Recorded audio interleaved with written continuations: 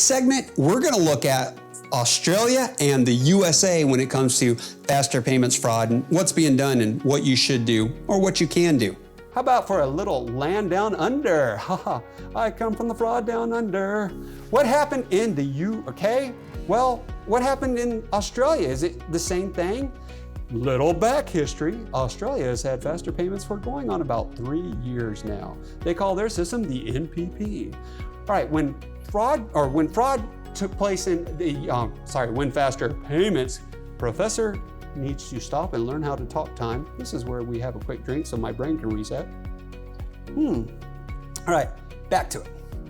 When faster payments got to the UK, what do you think happened? Well, here's how they looked at it. They had first same-day direct entry clearing and settlement. We call this same-day ACH, almost exactly the same thing, okay? And that helped them to be able to be ready for the challenges of what going to a faster payment system, a shorter clearing cycle would look like. I'm telling you, you're already getting ready for this. I'm telling you right now, this is something I want you to get out of this session, that you're already getting ready for this from your experience with same-day ACH. What else? Mobile and online banking, well established, you're already there. Something else, customers have a role in fraud prevention. That is something that they realized. They saw that in their scams, and this is the other side of the world, to us and to Europe too, they saw in all their scams that the customers were making these payments.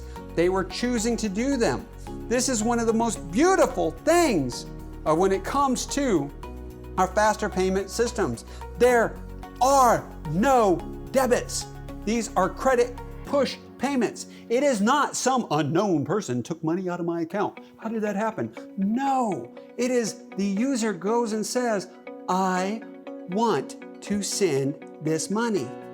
And then comes back and says, oh, I got duped. The user, the customer, the account holder has got a role in it. Whew. All right, so what did the land down under have to say about this? That they then went to initiating what they call Pay ID and having some more security in place. Hey, Professor, what's this Pay ID? Oh, it's a system that allows you to be able to go register your email address and phone number so that you can be identified without having everything associated, well, it's associated, but without having to know your actual routing and account number information. Ooh. And what's cool about it is then when a payment is made, so like say, here I am, I'm in love and I want to send money for a plane ticket. The name will actually pop up on the account. And if it pops up and says known fraudster, okay, that's not really anybody's name, but if it pops up as a name that I don't recognize, then it is a control. Trust me, it's not foolproof. I've already thought of ways around this one, but it is a control to help limit the fraud. So that was in the land down under. What's going to happen here in the USA? Well, in the USA, how do we control everything? We like to have everything buried in our agreement so that nobody sees it.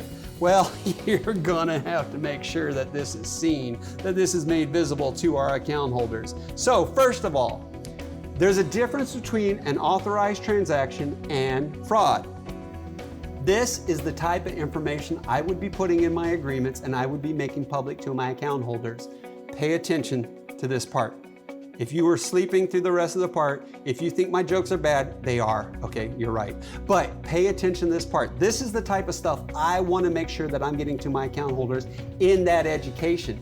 There's a difference between an authorized transaction and fraud. If you give the money to somebody, that's not fraud. So what else would I have in there? When we're using peer-to-peer systems, if you authorize the money to go for a good or service and you don't receive the goods or service, that's not my problem. It's not. My job, and I say me, if I were representing the entire banking industry, my job is to make sure the payment goes and that I am following, as a credit union, I am following the rules and the regulations that I'm supposed to follow and honoring you as my account holder, as my member, to send it correctly. But if you get duped, if you don't receive those funds, or sorry, if you don't receive those goods or that service, They don't get on the plane and come see you and, woe is your broken heart. That's not my fault. But you got to put it in the agreements. You got to make sure that they're aware of that. And wait a minute, why did he reference Zelle or Venmo? Because we already have faster payments taking place here in the US, and that's just an example. Another one.